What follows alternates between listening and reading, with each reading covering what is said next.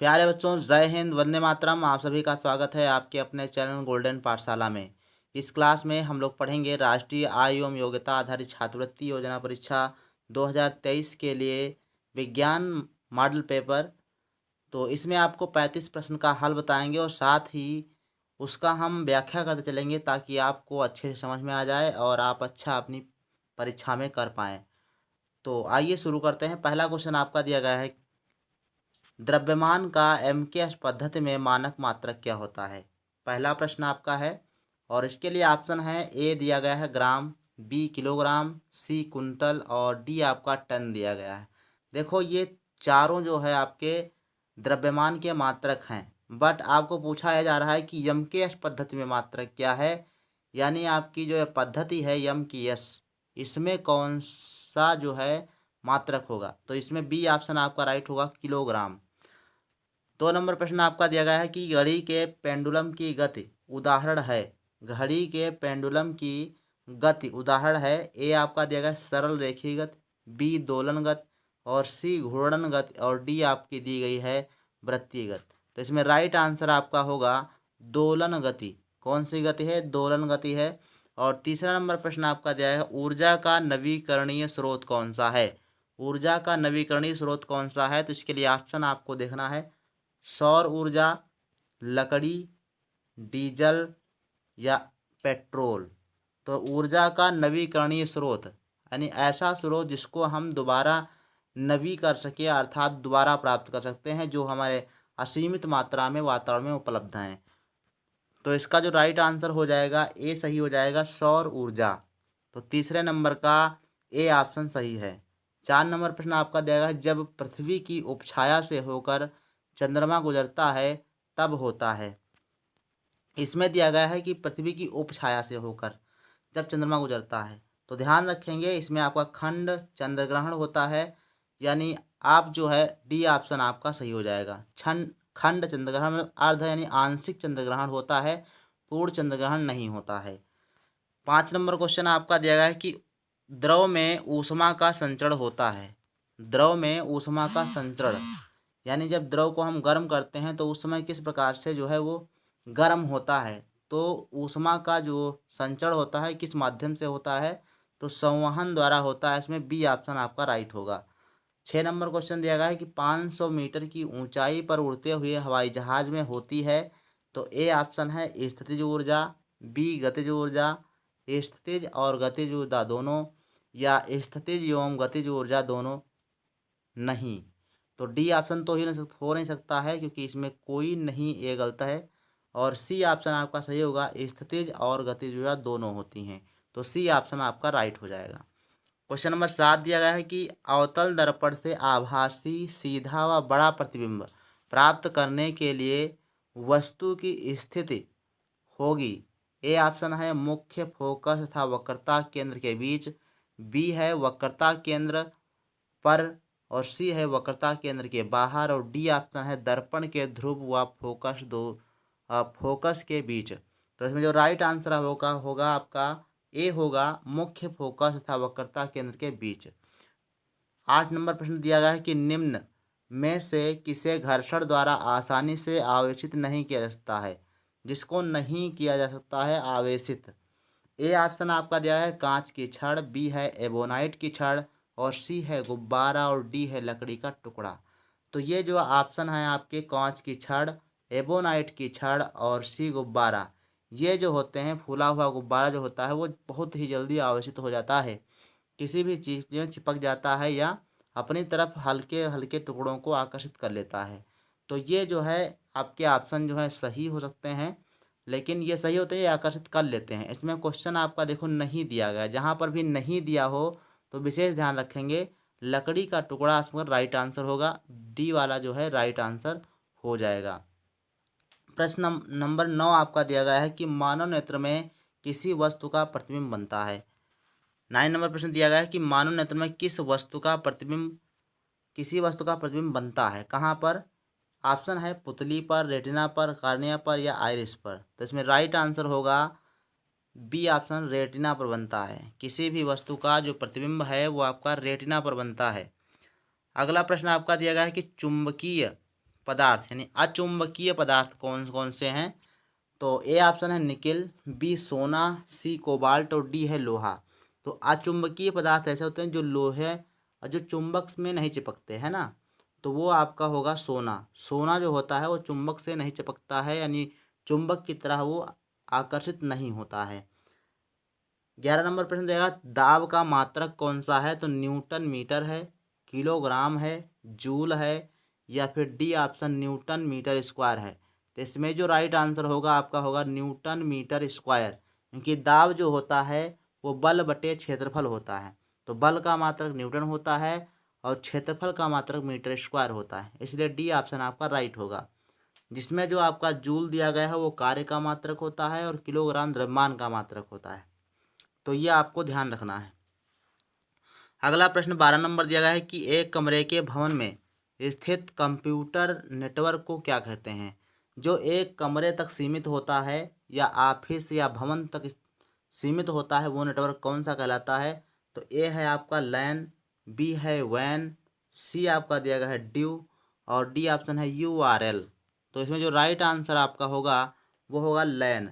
लैन का मतलब होता है लोकल एरिया नेटवर्क, और दूसरा है आपका देखो वैन दिया गया है वाइड एरिया नेटवर्क। जो वाइड एरिया नेटवर्क होता है वो आपका बहुत दूर तक फैला हुआ होता है, और जो लैन होता है ये आपका जो होता है जो लोकल एरिया एक कमरे तक एक ऑफिस तक सीमित होता है। तो ए ऑप्शन आपका सही होगा। बाकी जो ये दो ऑप्शन दिए गए हैं सी और डी वाले, ये ऑप्शन गलत ही हैं।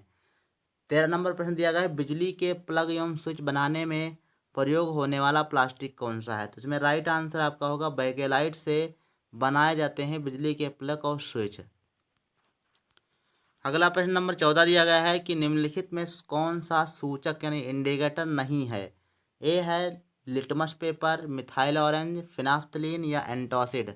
इसमें राइट आंसर होगा एंटासिड आपका इंडिकेटर सूचक नहीं होता है। 15 नंबर प्रश्न दिया गया है कि निम्नलिखित में कौन सी अक्रिय गैस नहीं है? 15 नंबर प्रश्न दिया है कौन सी अक्रिय गैस नहीं है? हीलियम नहीं है, या आपका आर्गन नहीं है, या क्रिप्टन नहीं है, या आपका नाइट्रोजन नहीं है। तो इसमें राइट आंसर कौन सा है? तो राइट आंसर इसमें हो जाएगा नाइट्रोजन गैस अक्रिय गैस नहीं होती। 16 नंबर प्रश्न दिया गया है बल्ब का तंतु किस धातु का बना होता है? तो ए ऑप्शन आपका है चांदी, बी निकिल, सी टंगस्टन और डी आपका भूकंप। तो बल्ब का जो तंतु होता है वो टंगस्टन का बना होता है, सी ऑप्शन राइट होगा।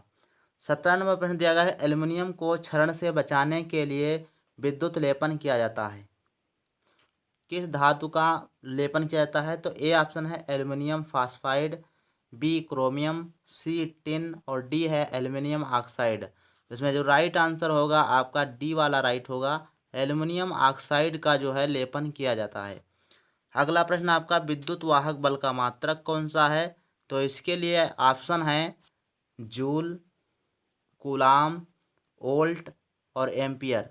तो विद्युत वाहक बल का जो मात्रक होता है वो आपको राइट लगाना है, वोल्ट होता है। क्या होता है? वोल्ट। जूल क्या है? ये कार्य का मात्रक है। कूलाम आपका आवेश का मात्रक होता है और डी ऑप्शन एम्पियर का मात्रक जो होता है, एम्पियर होता है धारा का मात्रक। तो ये मात्रक भी आपको ध्यान में रखना है, राशियों के भौतिक राशियों के मात्रक भी याद करके जाना है। 19 नंबर क्वेश्चन दिया गया है परिवर्ती संयोजकता प्रदर्शित करता है सोडियम, बेरिलियम, फेरस या एफई। तो एफ दो जगह दिया गया है, इसलिए ये एक ऑप्शन इसको काट सकते हो, ये मिसप्रिंट हुआ है। तो इसमें सी ऑप्शन सही है फेरस, यानी है एफ ही राइट, बस दो जगह ऑप्शन दिया गया तो एक ही ऑप्शन इसमें सही होगा। अगला प्रश्न आपका दिया गया हीरा क्या है? तो हीरा आपका क्या होता है? क्या आपका समांगी मिश्रण है, बी सब विषमांगी मिश्रण है, सी यौगिक है या डी आपका तत्व है? कौन सा राइट होगा? तो जो हीरा होता है वो आपका होता है तत्व, तो इसमें डी ऑप्शन जो है राइट हो जाएगा। 21 नंबर प्रश्न दिया गया फोटो फिल्म के निर्माण में प्रयोग होता है, फोटो फिल्म के निर्माण में क्या प्रयोग किया जाता है? तो इसमें राइट आंसर होगा एसिटिक अम्ल। यहाँ पर एसिटिक लिखा है, आप लोग समझ जाइएगा, ड नहीं है टा है। एसिटिक अम्ल का प्रयोग किया जाता है फोटो फिल्म निर्माण में। अगला प्रश्न आपका देगा तरल सोना किसे कहते हैं? तो तरल सोना सभी लोग जानते हो, पेट्रोलियम को तरल सोना भी कहा जाता है। 23 नंबर प्रश्न दिया गया है कि मानव शरीर की सबसे छोटी हड्डी कौन सी है? तो ए ऑप्शन आपका राइट होगा, स्टेपीज। 24 नंबर क्वेश्चन दिया गया है ऑक्सिन है। ऑक्सिन क्या होता है? जंतु हार्मोन, पादप हार्मोन, औषधि होता है या उत्सर्जी पदार्थ होता है? तो ऑक्सिन होता है, ये पादप हार्मोन्स होता है जो पौधों में पाया जाता है। 25 नंबर प्रश्न है हरित लवक रहित पौधे का समूह कौन सा है? तो शैवाल, अनावृतबीजी, आवृतबीजी या कवक? तो इसमें राइट आंसर होगा आपका कवक, बी ऑप्शन राइट हो जाएगा। 26 नंबर प्रश्न दिया गया है कि वह अंग जिनकी उत्पत्ति और मूल रचना समान होती है किंतु कार्य में अंतर होता है? तो ए ऑप्शन आपका दिया गया है कि समजात अंग होते हैं, बी समवर्ती अंग होते हैं, और सी ऑप्शन आपका दिया गया है जीवाश्म, और डी ऑप्शन अवशेषी अंग। तो इसमें जो राइट आंसर आपका होगा समजात अंग कहलाते हैं। वह अंग जिनकी उत्पत्ति और मूल रचना समान होती है किंतु कार्य में अंतर होता है तो समजात अंग कहलाते हैं। अगला प्रश्न आपका दिया गया है 27 नंबर है ऑक्सीकरण के उपरांत उत्पन्न ऊर्जा कोशिका में किस अणु के रूप में संचित होती है? इसमें राइट आंसर होगा एटीपी, ए ऑप्शन आपका राइट होगा। 28 नंबर प्रश्न आपका दिया गया है कि वर्षा ऋतु में सुबह के समय शाकीय पौधे पर किनारे की ओर जल की बूंदें दिखाई देती हैं, इसका कारण क्या है? ए ऑप्शन वाष्पोत्सर्जन, बी वाष्पन, सी बिंदुस्राव, और डी है प्रकाश संश्लेषण। तो इसमें राइट आंसर आपका है बिंदुस्राव, सी ऑप्शन सही होगा। बिंदुस्राव के कारण ही पौधों की जो शाकीय पत्तियां होती हैं उनके ऊपर बूंदें आपको दिखाई देती हैं, ओस के कण दिखाई देते हैं। 29 नंबर आपका दिया गया है कि सबसे छोटा पुष्प कौन सा होता है? तो रेफ्लेक्सिया या आपका उल्फिया या आपका आर्किड या सेव? तो इसमें राइट आंसर होगा आपका उल्फिया। उल्फिया का जो फूल होता है वो सबसे छोटा होता है। 30 नंबर प्रश्न दिया गया है वसा में घुलनशील विटामिन कौन सा है? तो वसा में घुलनशील विटामिन होता है ए, डी, ई, के। कौन कौन से होते हैं? ए होता है, डी होता है, और ई होता है, और के होता है। बाकी सारे विटामिन जो है वसा में घुलनशील नहीं होते। तो ए, डी, के आपको याद रखना अधिक। तो ए, डी, के से आपका हो जाएगा घुलनशील पदार्थ। अब इसमें से कौन सा आपके ऑप्शन में रखे हैं वो आपका सही हो जाएगा। तो सी ऑप्शन आपका राइट होगा। विटामिन डी जो होता है वो वसा में घुलनशील होता है। तो 30 नंबर का सी ऑप्शन सही हो जाएगा। 31 नंबर प्रश्न दिया गया है BCG का टीका लगाया जाता है। तो BCG का टीका जो है बच्चों को टीबी से बचाने के लिए होता है, और ये आपका जो है जन्म के समय ही लगा दिया जाता है, यानी जन्म के 24 घंटे के अंदर आपका BCG का टीका लगाया जाता है शिशु को। 32 नंबर प्रश्न आपका दिया रक्त समूह की खोज किसने की थी? तो इसमें ऑप्शन जो है लेमार्क, मेंडल, लैंड स्टीनर या रॉबर्ट हुक। तो लैंड स्टीनर आपको लिख लेना है, यह आपका सही हो जाएगा, सी वाला ऑप्शन। 33 नंबर क्वेश्चन दिया गया है कि निम्नलिखित में से कौन सा पौधे का मादा जननांग है? तो ए ऑप्शन जायांग, बी पुंकेसर, सी पुमंग, और डी बाह्यदल। तो जो पौधे का जनन अंग होता है, मादा जननांग जो होता है वो आपका जायांग होता है, ए ऑप्शन आपका राइट होगा। अगर आपसे पूछे कि नर जननांग क्या होता है तो आपका पुमंग होता है, सी ऑप्शन राइट होता। लेकिन इस सवाल के लिए आपका क्या है? ए ऑप्शन राइट है। 34 नंबर का प्रश्न आपका दिया है कि लोही नस्ल की भेड़ें पाई जाती हैं। लोही नस्ल की भेड़ें कहाँ पर पाई जाती हैं? ए है उत्तर प्रदेश और मणिपुर, कश्मीर हिमाचल प्रदेश, राजस्थान पंजाब, और डी है तमिलनाडु और केरल। तो इसमें राइट आंसर आपका हो जाएगा राजस्थान और पंजाब के क्षेत्र में जो है लोही नस्ल की भेड़ें पाई जाती हैं। 35 नंबर प्रश्न दिया गया CPU का पूरा नाम क्या है? CPU आपका कंप्यूटर में होता है, उसका पूरा नाम क्या होता है? Control processing unit, command processing unit, central processing unit या कलर प्रोसेसिंग यूनिट। तो राइट आंसर सी है सेंट्रल प्रोसेसिंग यूनिट।